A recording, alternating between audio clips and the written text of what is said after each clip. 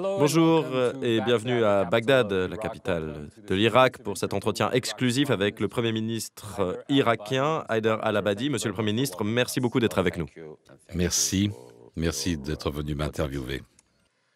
Monsieur le Premier ministre, l'Est de Mossoul est tombé et aujourd'hui, tout le monde se demande quand l'offensive pour reprendre ce qui reste de la ville aura lieu. Il y a des rumeurs qui disent que ce sera très bientôt, peut-être à la mi-février. Ça va commencer tout de suite. Mossoul, évidemment, est une étape très importante. Et quand est-ce que le groupe État islamique sera éradiqué d'Irak? Nous avons quasiment écrasé militairement le groupe État islamique en Irak. Il reste des petites poches, des toutes petites poches. Il y a une autre poche qui est toute petite, Hawija, et une autre, une petite zone sur la frontière syrienne, dans la province d'Al-Anbar. Ce sont des petites poches et nous aurons écrasé le groupe État islamique militairement. On l'a quasiment fait. Le défi, c'est le terrorisme du groupe État islamique, le terrorisme extrêmement dangereux, mondial, pas seulement en Irak. Et nous avons besoin du soutien du monde entier. Nous travaillons avec d'autres pays et avec une coalition internationale, avec d'autres pays hors de la coalition pour combattre le terrorisme du groupe État islamique.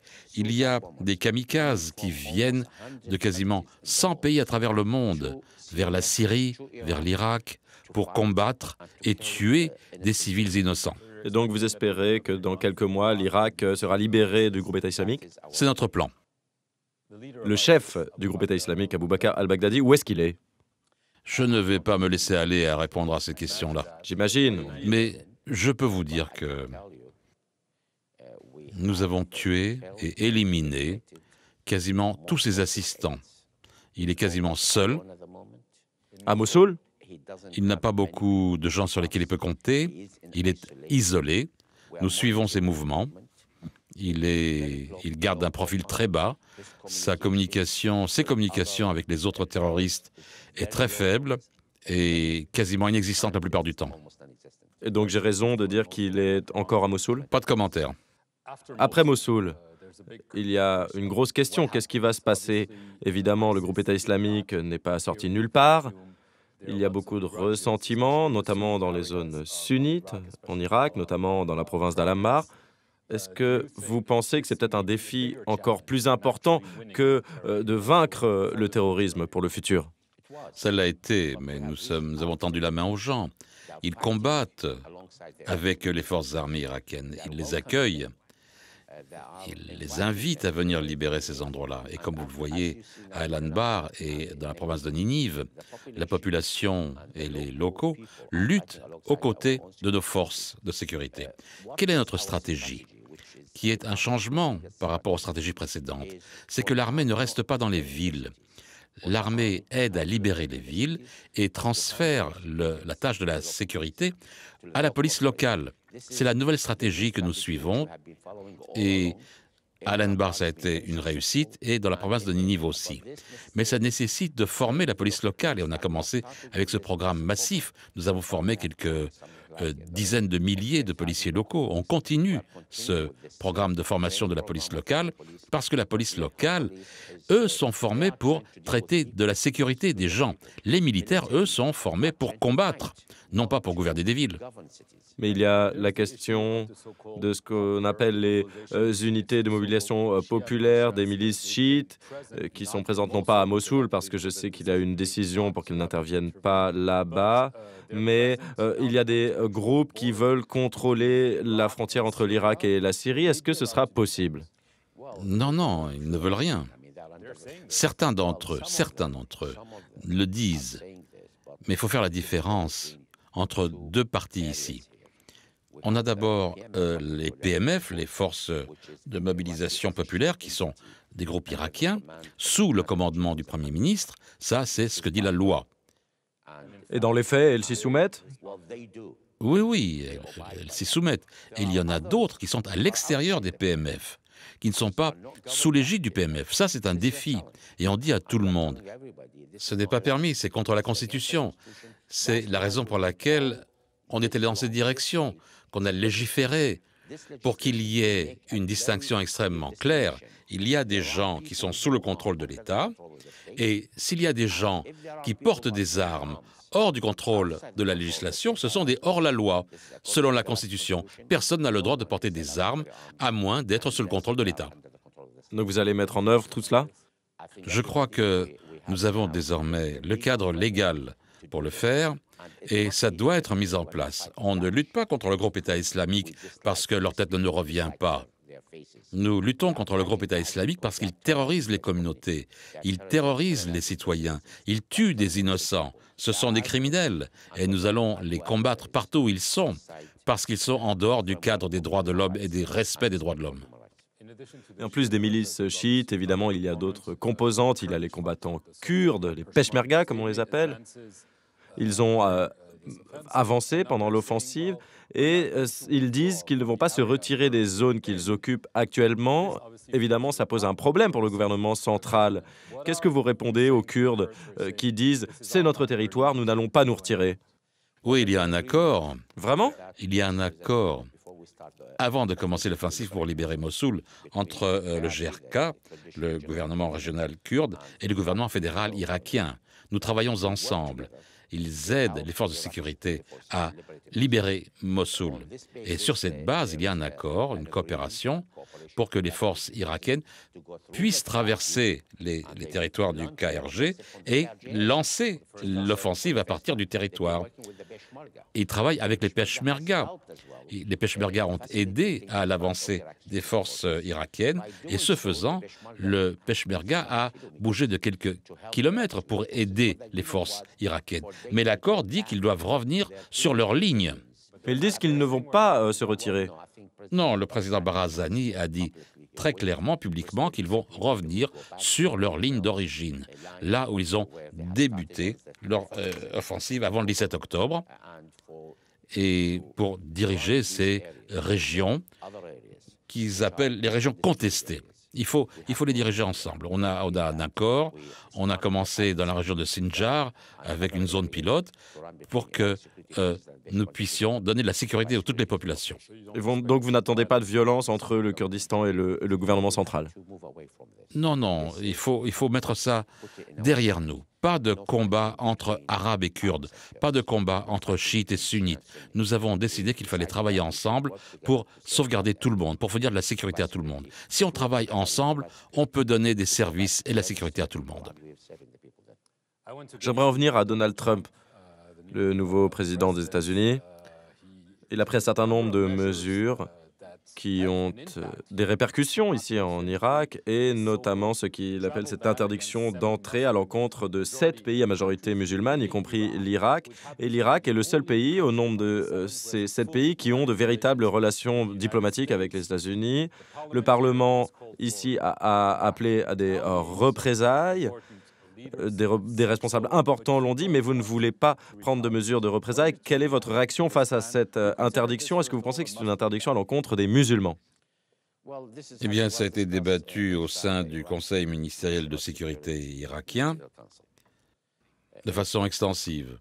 Nous débattons de mesures à prendre. Pour l'instant, nous attendons une nouvelle politique de l'administration américaine. Monsieur Trump, lors de ma conversation téléphonique avec lui, avant qu'il ne prête serment, après avoir été élu, il a promis qu'il maintiendrait le soutien à l'Irak contre le terrorisme. Il a dit que ce soutien ne serait pas seulement poursuivi, mais augmenterait. On attend toujours.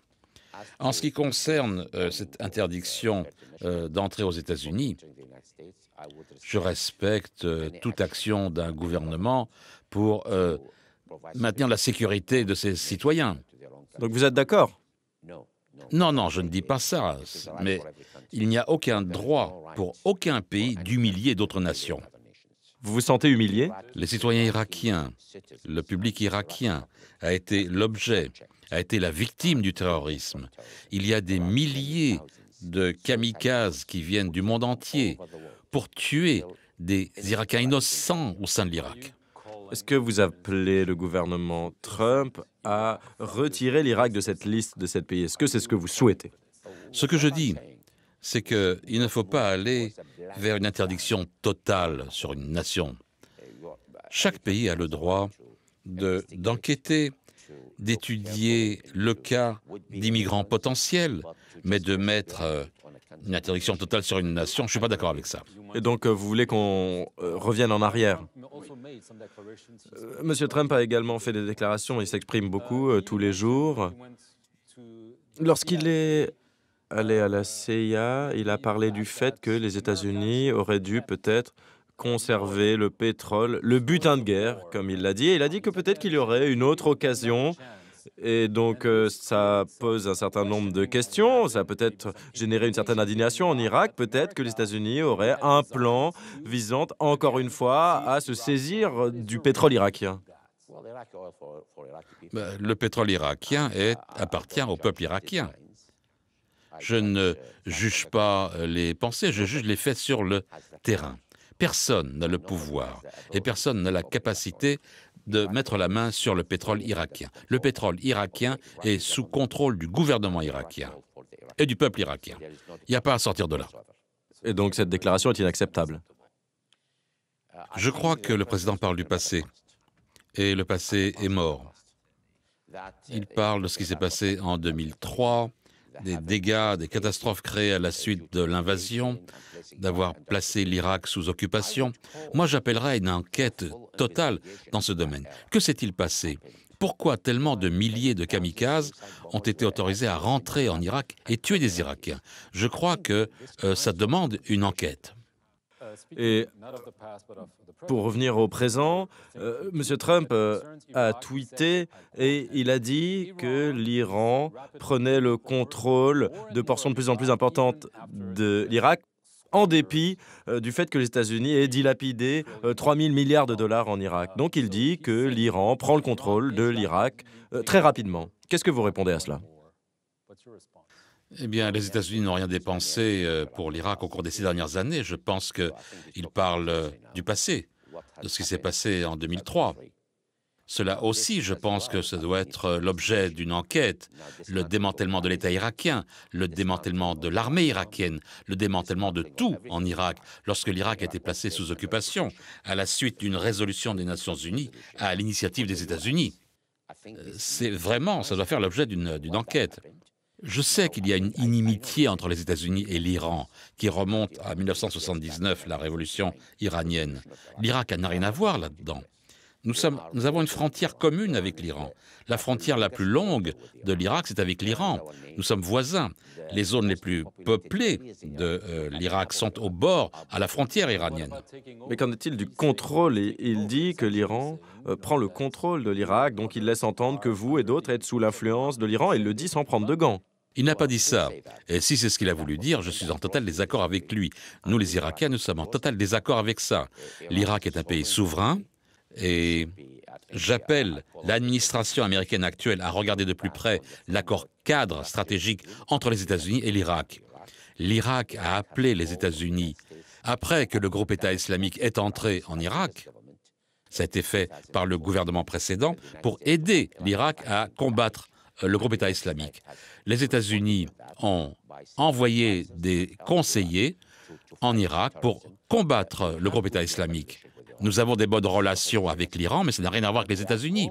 Et nous appelons à l'aide des États-Unis contre le terrorisme, mais ce n'est pas contre l'Iran. Vous l'avez dit plus tôt, pour revenir à votre conversation avec Donald Trump, vous avez dit qu'il avait promis qu'il y aurait plus d'appui. Qu'est-ce que vous attendez de lui? Qu'est-ce que vous attendez des États-Unis en termes de soutien? Nous savons que son secrétaire à la Défense est en train d'élaborer une nouvelle stratégie contre le groupe État islamique, à la fois en Irak et en Syrie. Mais concrètement, qu'est-ce que vous voulez, de quelle aide avez-vous besoin? Il s'agit d'une organisation terroriste internationale, le groupe État islamique, qui fait des attaques terroristes dans les villes irakiennes, en Europe, aux États-Unis et dans d'autres pays. Il y a un réseau international de soutien à ce groupe, de kamikazes, de volontaires. Ils reçoivent des aides financières de l'étranger. Ça a un peu diminué. Le nombre de kamikazes a été réduit, mais ils arrivent toujours. Je dis qu'il y a des kamikazes et des terroristes qui viennent de plus de 100 pays à travers le monde. Nous avons besoin de soutien, de la coopération pour lutter contre ce groupe terroriste. Nous, les Irakiens sur le terrain, nous combattons le groupe État islamique.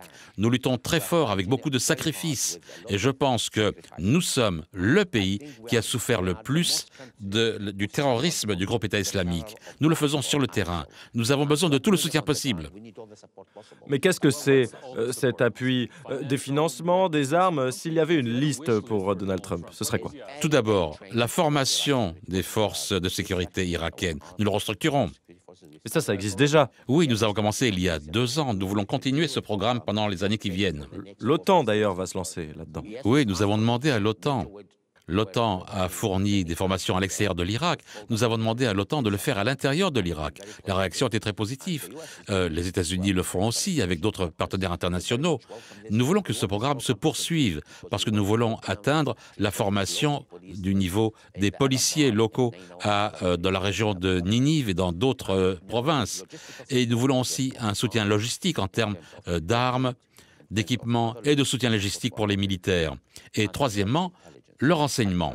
Dans 3 mois, nous n'aurons plus besoin de cette couverture aérienne avec des bombardiers pour bombarder les positions du groupe d'État islamique, parce qu'on a détruit quasiment le groupe État islamique. Mais c'est une organisation internationale. Nous n'avons pas la possibilité de faire du renseignement dans les autres États.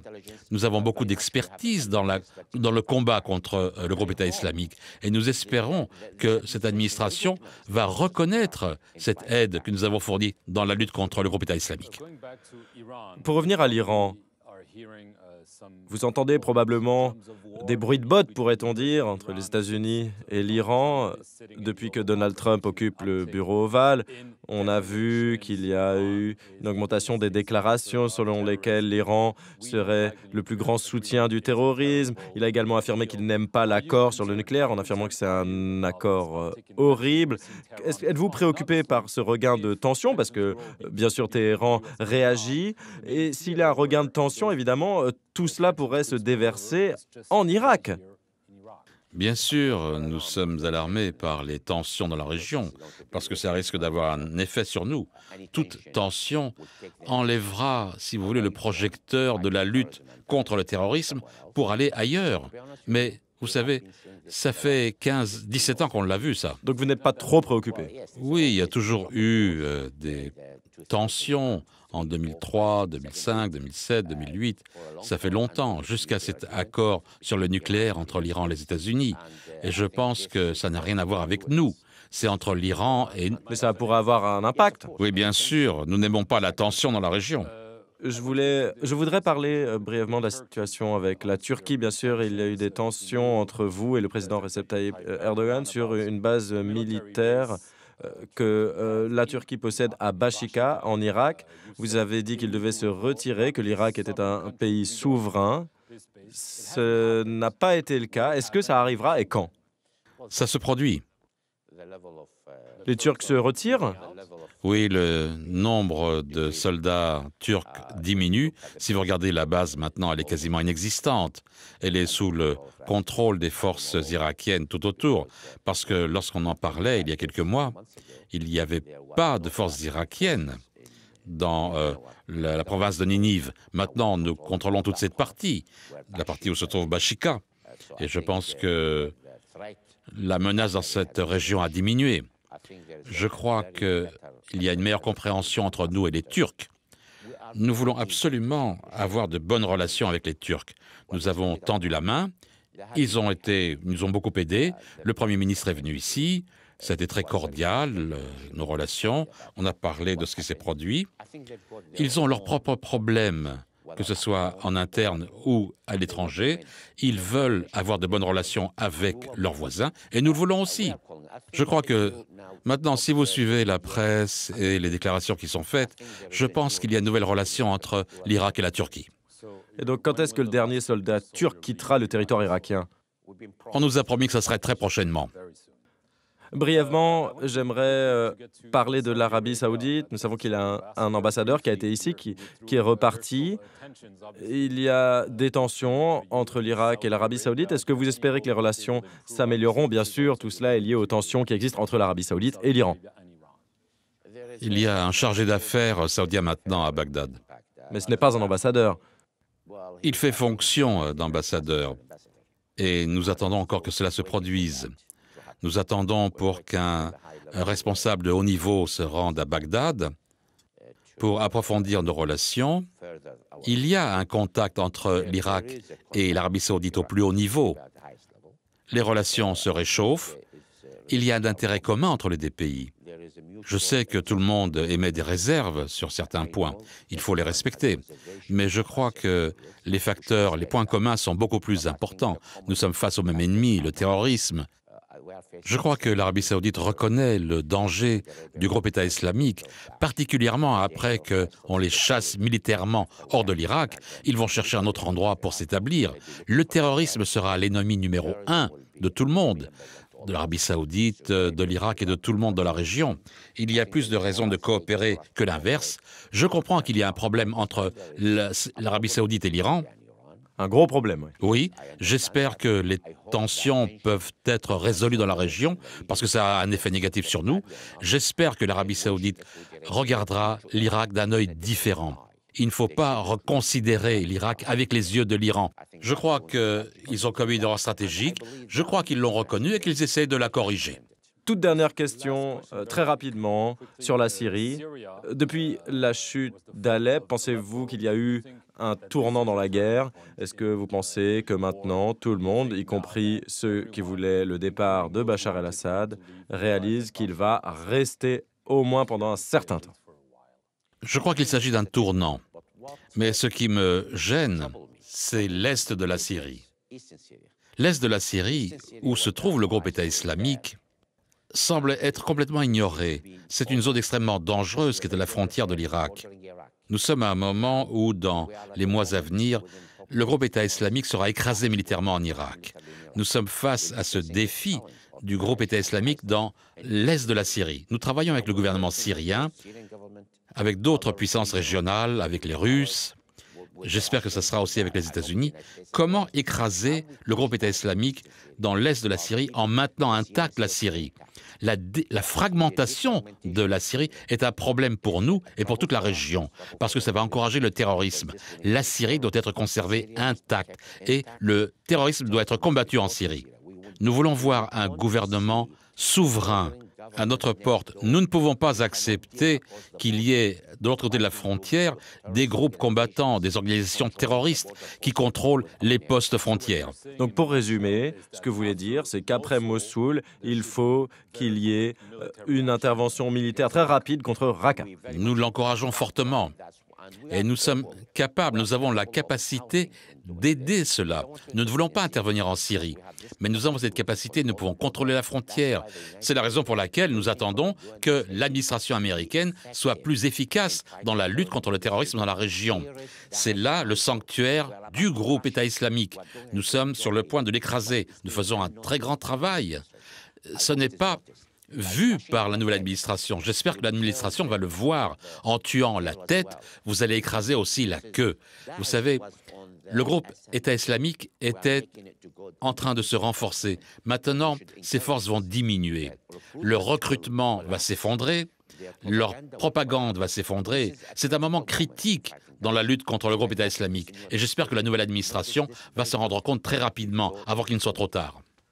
Monsieur le Premier ministre Haïder Al-Abadi, merci beaucoup pour votre temps et merci d'avoir regardé cet entretien exclusif depuis Bagdad sur France 24.